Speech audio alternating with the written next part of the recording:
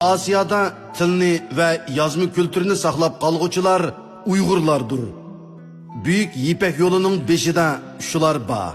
Ferdinand de Sidesor. İkinci. Uygurlar o'ttir asrdagilar emas, balki butkul dünya tarixidagi eng talantli, cesur ve yenilikperver milletlerden biridir. Lev Gumilev. Üçüncü. Uygurlar en kadimi Türkiye kavimlerden biri bolupla kalmasın, tolumi keng rayonlarga taralgan. Uzundan buyan Türkiye kavimlerinin arsıda muhim orun tutup gelgen okumuşluk kişilerdir. Akademik V.İn Radlov. Dördüncü. Uygurlarning xeli zor bir kısmı başka Türkiye kavimlerden ilgirla oltirak hayat terziga ve dehqonchilikqa yuzlangan. Ular başkalardan ilgiri şamanizmni çörüp taşlap mani dinini, andın Budda dinini, andın İslam dinini qabul qilgan. Ular başka Türkiye kavimlerden ilgiri yezikni ijod qilib, Xitoy bilan Mavara Nahir arasida yaşaydigan kültürge eng bay kavimga aylangan. A. Yu Yakovski. 5. Türkiye kavimlerinin Xitoyga qo'shni bo'lgan Şarkı Türkistan'daki bu tarmıqı, yani Uygurlar miladi 5. asırda yüksek derecede medeniyetlerini yaratkan idi. Akademik Veto Bartolit. 6.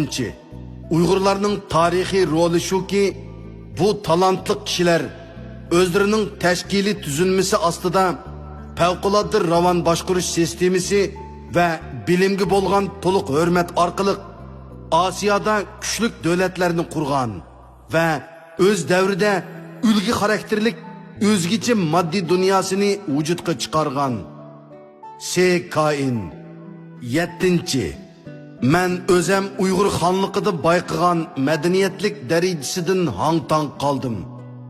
Bütkül xanlık miqyasidaki butxana, monaster, tam resim, heykel, munar, bağ, öy ve ordu kasırlarının güzellikini tasvirleşki til acizlik kılıdı.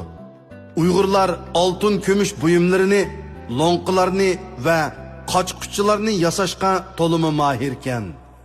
Bazılar Tanrı bu talantını muşu kişilergile ata kılgan deyişidiken. Wang Yendi. 8. Kadimki Uygurlar O'rta Asiyadaki kültürge en bay, şehir turmuşu fevkalade terakki kılgan kişilerdir. Gobi çöldeki Uygur sanatının nurgun özgüçe iznalarını biz üçün saklap kalgan. S. Malov. 9. Turpan, Beşbalık, Karıkoca, Yarkent, Xoten ve başka Uygur şehirlerde elip verilgan tədqiqatlarda kolga düşürülgen, kattık yağaçtan yasalgan hareketcan harfler Uygurlarda matbaa sanatının mevcutluğunu inkar kılgısız derecede ispatlamakta. Tədqiqatlar arkalık matbaa teknikisinin Uygurlarga ait ikenliki hususida keskin bir kanaatga ega olduk. Anni Mari von Gabayin. 10.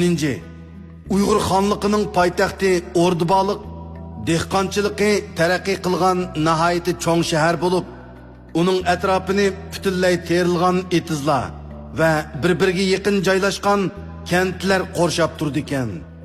Bu shaharning nihoyatda yo'g'on 12 to'mir qovuqi bor ekan. Bu shaharda odam to'limi zish bo'lib, bozorlarda xilma-xil tijorat bilan shug'ullanadi ekan. Xitoy xoni har yili Uyg'ur xoniga 500 ming top shoy durdun avatidi ekan. Xaqonning chedirining atrofida 12 ming askar bor ekan. Uningdan boshqa yana 17 sarkarda bor bo'lib, har birining 13 mingdan otliq askari bor ekan.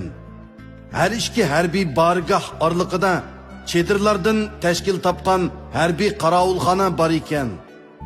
Tamim ibn Bahir.